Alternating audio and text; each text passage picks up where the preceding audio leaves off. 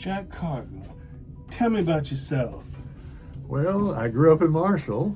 I moved here in the fourth grade, actually, but my father is from here, and his family was still around. So he moved home after a lot of jobs in oil fields when I was in the fourth grade. And I graduated from high school here.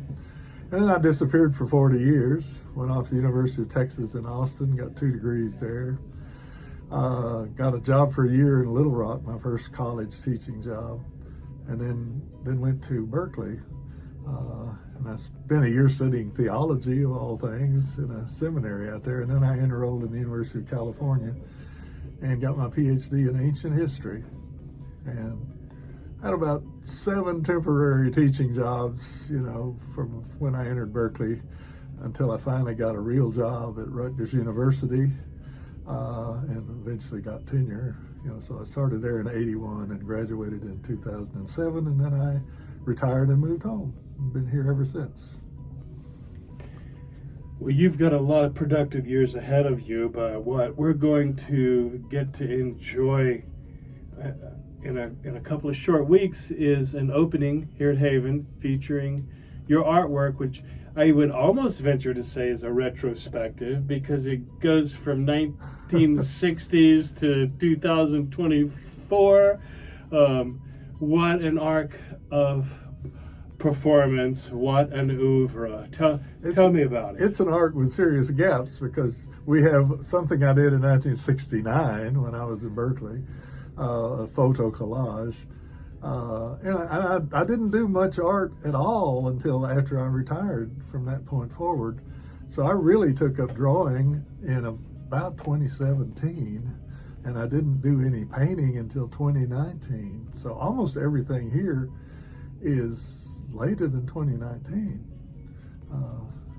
It's very heavily, 2022 to 2024. Well, I've seen all the mediums, and when we critique each piece, we can talk about the mediums, which are highly varied. Yeah, but that's true. The subjects are highly varied, but let's start with your classes, your still life studies. Okay. I take every Friday afternoon from 1 to 3. I'm in a group that used to call itself Life Drawing. I think it calls itself Friday Open Studio now. And they save life drawing for other sessions where we have nude life drawing, but that's different and doesn't happen as often.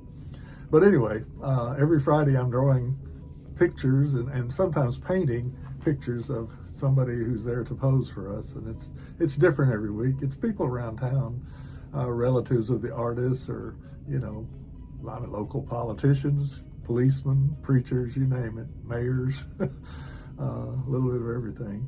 And actually, every year we put together a collection of people we have drawn that year and exhibited in the gallery at the mall for all the people that work on Friday afternoons. Okay, so let's talk about the mediums.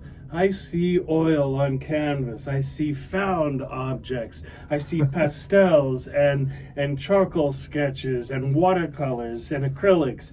And ink drawings. You got your ink drawings, and the thing is, there's no proportion that excels the other. Like, they're just about, your talents are equally distributed across the mediums. Do you have a favorite medium?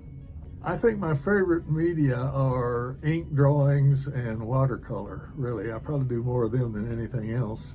But what I try to do, for instance, on Friday, I usually have time to do about 3 drawings of a given subject. And it's almost always in 3 different media. I'll do something in pencil, I'll do something in ink, I'll do something in watercolor, and sometimes overlap those. Or sometimes I'll use charcoal. I've even done acrylic in that situation. That's a little trickier to do with a live model. But, so I like to do something different constantly. I haven't really done much of anything in oil, just a little bit. I'm a little afraid of oil because it takes too long to dry, and I get impatient. I mean, I like acrylics because they're dry within an hour, and you can move on. Okay, let's set the subject matter aside. Let's set the mediums aside. Let's talk about your process. Is that too abstract of a topic to ask about? No, but my process is not as abstract as a lot of people's process is. I mean, I have a lot of, colleagues among the artists in town who are always reading books about how to do things and talking about proportions and color wheels and all that kind of stuff. I don't do color wheels because I'm a little bit colorblind, and it's maybe why I like bright colors, because I can tell them apart. So that's maybe why you see so many bright colors in my paintings. So I don't theorize very much. I sort of draw more or less what I see, or my version of what I see. I don't try to be slavishly realistic, and I do some things that are totally abstract. But I don't try to follow necessarily a pattern. I just try to do what appeals to me at that time. Yesterday, I had a tire I had to replace, so I had to sit at the tire company for about an hour. So I did 2 drawings of the showroom in ink. So that's just what I carry. I carry a sketchbook always in the trunk of my car. And in case I find myself with nothing to do, I pull it out and draw something. That's what I was asking about. That's where the magic is.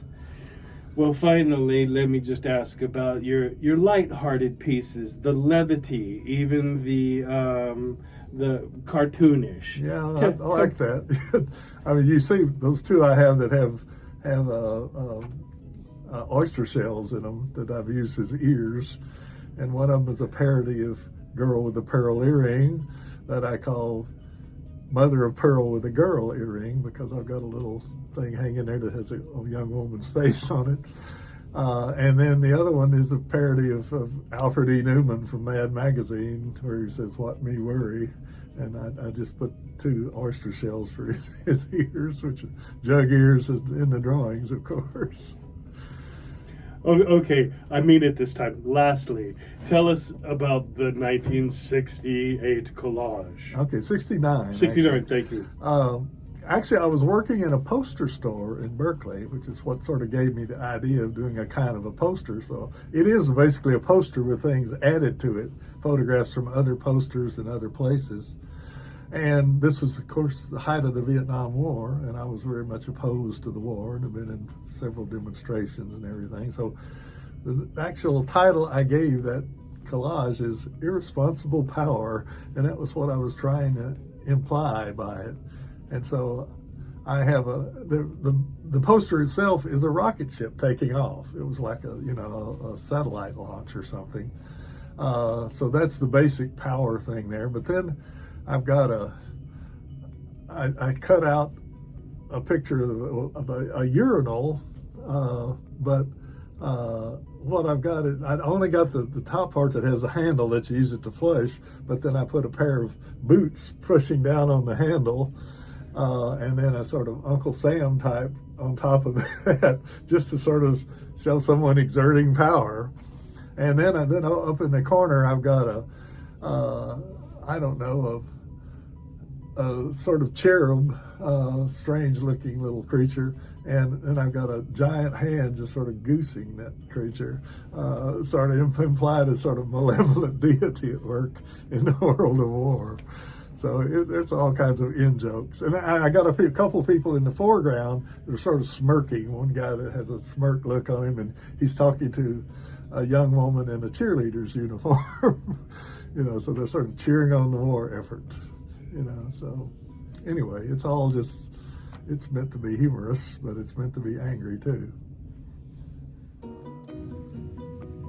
Join us on August 24th at Haven, 115 East Austin, for Jack Cargill's retrospective.